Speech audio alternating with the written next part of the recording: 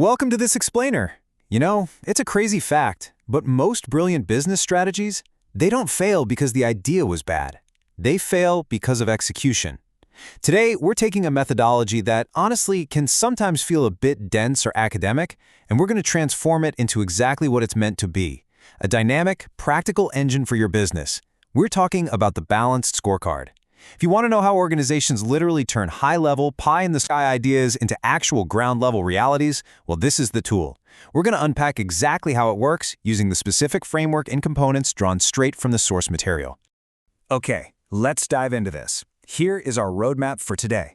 We're going to cover 1. Tracking execution and outcomes. 2. Financial and non-financial measures. 3. Mastering closed-loop control. And 4. Developing your balanced scorecard.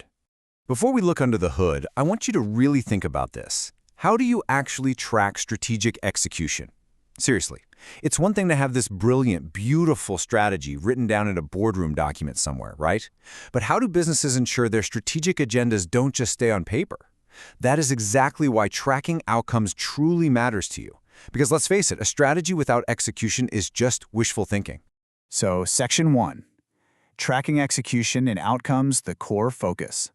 At its absolute core, the Balanced Scorecard is fundamentally a performance management tool, one that tracks execution and outcomes, focusing directly on your strategic agendas.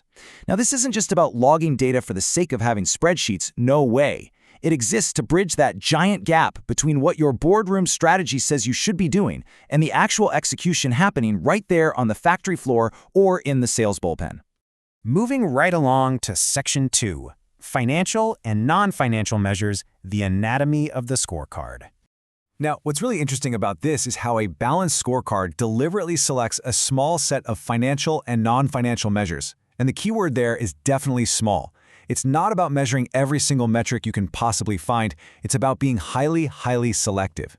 You balance the traditional financial measures, things like revenue and profit margins, with critical non-financial measures, like customer retention rates or maybe employee training hours. It's exactly this combination that creates the balance in the balanced scorecard, giving you this awesome 360-degree view of performance rather than just seeing one side of the story. Which brings us to Section 3, Mastering Closed-Loop Control, the Active Mechanics. Let's really pop the hood on this thing. This methodology applies what's called closed-loop control, which involves 3 continuous, totally crucial actions. First, measuring performance. Second, comparing it to reference values. Basically, you have to know where you are versus where you're supposed to be. But the third step? That's where the magic happens, intervening when needed. If you measure your performance, compare it to your reference value, and see that you're falling short, while the loop isn't closed until you actually do something about it. That intervention is the critical weight of the entire system. It's what makes the scorecard active, not just some passive dashboard.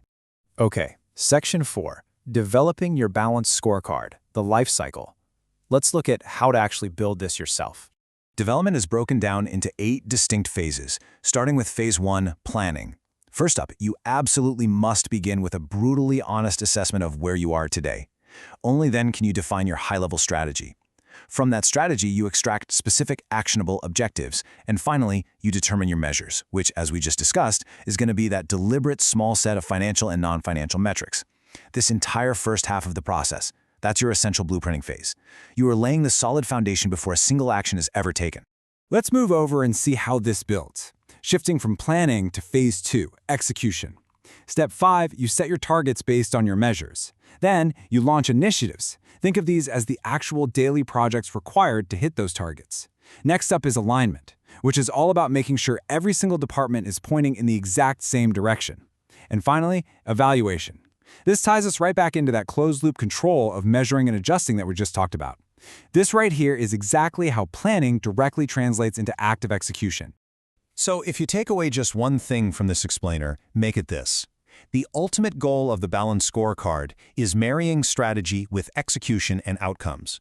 Like we said at the start, a brilliant strategy is entirely useless if you aren't tracking the execution and stepping in to intervene when things inevitably drift off course. By selecting the right measures and strictly applying that closed-loop control, you ensure that your strategic agenda actually becomes a reality. I want to leave you with this final kind of provocative thought to consider about your own organization's performance management. Look at the data, look at the meetings, and look at the metrics you track every single week. Is your current system truly balanced? Does it actually connect your top-level strategy to your ground-level outcomes with clear interventions? If not, well, it might just be time to rethink your scorecard. Thanks so much for joining me on this explainer. Keep asking those hard questions, and I'll catch you next time.